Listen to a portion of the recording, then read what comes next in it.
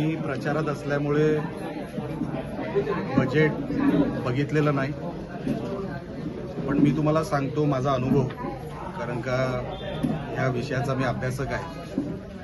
मोदी साहेब आणि मोदी साहेबांचं जे सरकार आहे, प्रत्येक घटकाला न्याय देण्याचं काम हे मोदी सरकार करत असतं आणि त्याचं बजेटची तरतूद कुठल्याही विषयाला तरतूद करावी लागते.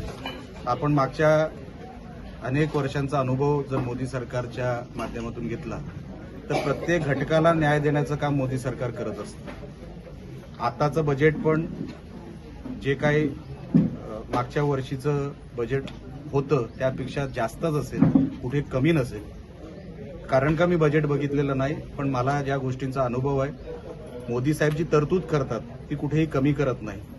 त्याच्यामध्ये देश जो काही आपल्याला अमुक ट्रिलियन इकॉनॉमिकची जी काही आपल्याला वाटचाल करायची त्या दिशेने देश जातोय हे माझ्यासारख्या एका लोकप्रतिनिधीला जाणवतं. कारण का ज्या अर्थाने आमच्या स्टेटला पैसा मिळतो, आज आपल्या राज्याची पण अर्थव्यवस्था जी आहे ती आता 23 फेब्रुवारीला इकडचा बजेट सेशन सुरू होईल आणि त्या बजेट सेशनमध्ये पण आपण जी काही तरतूद केली मागच्या वर्षाची त्याचं इम्प्लिमेंटेशन बऱ्यापैकी झालं.